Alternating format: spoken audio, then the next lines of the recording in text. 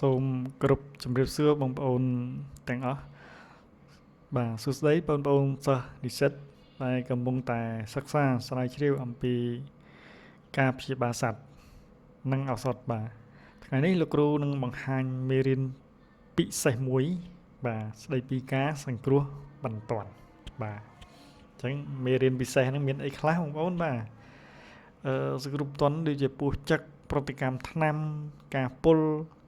ការហូរឈាមដោយរបួសឬក៏គ្រោះថ្នាក់ផ្សេងបាទអញ្ចឹងអានេះសិតតែរឿងបន្ទាន់ណាបងប្អូនបាទអញ្ចឹងហើយយើងត្រូវតែចេះពីព្រោះពេលខ្លះកាលណា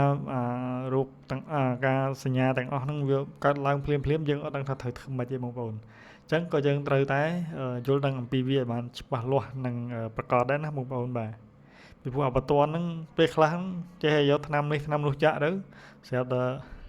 ខុសទៅយើងគិតមិនដែរបងប្អូនបាទអញ្ចឹងយើងត្រូវតែច្បាស់លាស់បងប្អូនបាទអញ្ចឹងចាក់ដើមបាទតើតើការសង្គ្រោះបន្ទាន់ណាបាទនេះគឺជាការចាំបាច់មួយដែលប៉ាស្ពែតត្រូវយកចិត្តទុកដាក់ជួយសង្គ្រោះសត្វនៅពេលដែលមានគ្រោះថ្នាក់កើតឡើងភ្លាមឆ្លងតាមការអនុវត្តជាក់ស្ដែងកន្លងមកយើងបានស្រាវជ្រាវនឹងចងក្រងឯកសារដូចខាងក្រោមបាទទីមួយនេះគឺតើតើទៅនឹងការពុះចឹកបាទពុះមានច្រើនណាបាទតែក្នុងមេរៀននេះអត់កំណត់ថាពុះអីទេណាបងប្អូនបាទអញ្ចឹងគឺទីមួយគឺយើងត្រូវចងឬក៏រត់ជើងឲ្យជាប់បាទចងជើងសត្វដែលពុះចឹកហ្នឹងបាទមិនមែនចងជើងពុះដែលកន្លែងដែលពុះអត់ចឹកទេបាទទីមួយគឺត្រូវលាងរបួសបាទលាងមុខរបួសដោយទឹកក្តៅអ៊ុនបាទទីពីរគឺត្រូវបឺតឈាមចេញពីមុខរបួសបាទចំពោះសត្វវាពិបាកតិចបងប្អូនណាដោយសារវាមានរោមមានអីចឹងណាបាទចំពោះការព្យាបាលដោយពុះចឹកនេះគឺយើងប្រើប្រាស់ថ្នាំដូចខាងក្រោមបាទទីមួយគឺ hydrocortisone បាទយើងអាចចាក់សរសៃឬក៏ចាក់សាច់ដុំណាបើចាក់សរសៃវាមានប្រសិទ្ធភាពខ្ពស់ហើយលឿនបាទចាក់សាច់ដុំវាជាវាយឺតតិចណាបាទយើងអាចប្រើអាត្រូពីនបាទឬក៏យើងអាចប្រើអាណាហ្សាំងមកជាមួយឌីមេត្រូលបងប្អូនបាទឌីមេត្រូលហ្នឹងវាមាននៅថ្នាំពេទ្យទេបងប្អូនបាទថ្នាំពេទ្យខាងមនុស្សខាងសត្វកម្រមានណាបងប្អូនបាទហើយយើងអាចចាក់ថ្នាំ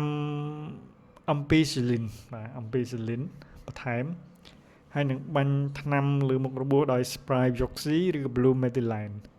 បាទ spray Vioxy ថ្នាំសត្វនឹងថ្លៃបាទចឹងគាត់ថាបើយើងនៅមណ្ឌលសុខភាពមនុស្សហើយយើងអាចសុំខាងពេទ្យមនុស្សណាបាទសុំមណ្ឌលសុខភាពយើងធូរថ្លៃបាទតើតើទៅនឹងប្រតិកម្មថ្នាំបាទអញ្ចឹងប្រតិកម្មថ្នាំមិនទៅប្រតិកម្មថ្នាំបងប្អូនបាទប្រតិកម្មថ្នាំចង់និយាយថាយើងប្រើប្រាស់ថ្នាំវាមិនសមស្របជាមួយនឹងសត្វឬក៏ជាមួយនឹងជំងឺសត្វបាទពេលខ្លះឧបមាថាដូចយើងដាក់ថ្នាំលើសអីចឹងទៅណាបងប្អូនបាទហើយមួយទៀតយើងផ្សំថ្នាំមិនត្រូវអីចឹងយើងដាក់ទៅធ្វើឲ្យសត្វហ្នឹងមានបញ្ហាតែម្ដង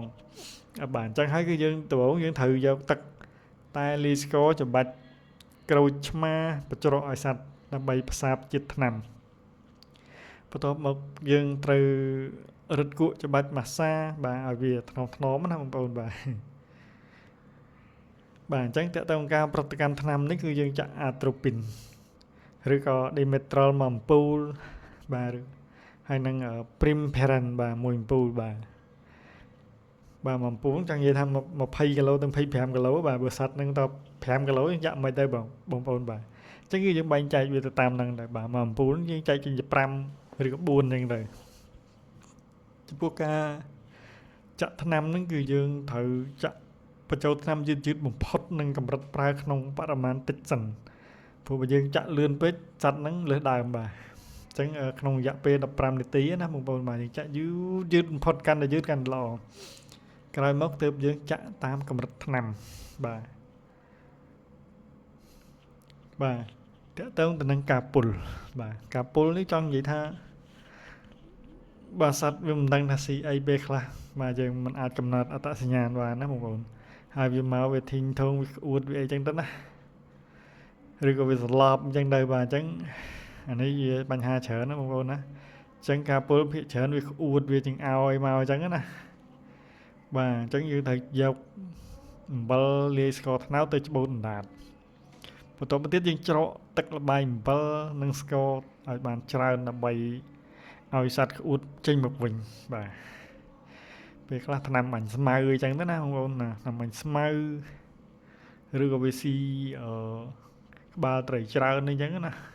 អាហ្នឹងក៏ធ្វើឲ្យសត្វមានបញ្ហាដែរបាទអញ្ចឹងការពុលគឺយើងត្រូវប្រើថ្នាំដូចខាងក្រោមបាទគឺយើងចាក់វីតាមីន C បាទឬក៏បាទយើងថែម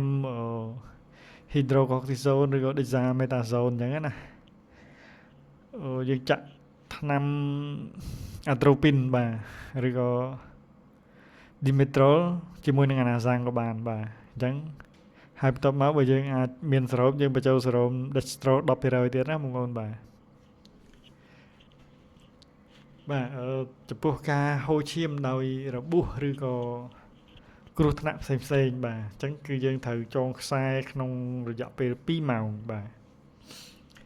បន្ទាប់មកទៀតយើងត្រូវរកសរសៃវ៉ែនឲ្យឃើញហើយយកប៉ាងគៀបវាឲ្យជាប់ឬចងសរសៃនោះយើងប្រើកំប្រេសសំឡីត្រាំអុកស៊ីតេត្រាស៊ីក្លីនឲ្យរុញចូលមុខរបួសបាទអញ្ចឹងជាបន្តទៀតគឺយើងព្យាបាលវិញណាតើតើការព្យាបាលគឺយើងអាចបាញ់វីតាមីន K ឬក៏ចាក់បងប្អូនបាទចាក់វីតាមីន K ពេលយើងចាក់សាច់ដុំបាទឬបាញ់វីតាមីន K ឬ K ហ្នឹងបងប្អូនបាទព្រោះវីតាមីន K ហ្នឹងវាជួយឲ្យឈាមហ្នឹងឆាប់កកបាទមួយទៀតគឺស្អំទឹកកកលើមុខរបួសបាទបន្តមកទៀតចាំយើងចាក់penicillin បាទ penicillin ហ្នឹងយើងលាយជាមួយដេសាបងប្អូនដេសាមេតាហ្សូនហ្នឹងដើម្បីបំបត្តិការឈឺចុកចាប់ហើយpenicillin ហ្នឹងគឺផ្សះបាទផ្សះមុខរបួសហើយសម្រាប់មេរោគផងដែរហើយបន្តមកទៀតយើងចាក់ថ្នាំអាណាសាំងមកបញ្ជុលទៀតបាទដើម្បីបញ្ចុះកម្ដៅបាទអញ្ចឹងអត់មានអីច្រើនទេគឺមានតែប៉ុណ្ណឹងបងប្អូនបាទសូមអរគុណច្រើនសូមជម្រាបលាបើមានចម្ងល់ត្រង់ណាបងប្អូនកុំភ្លេច comment នៅខាងក្រោមបាទសូមអរគុណ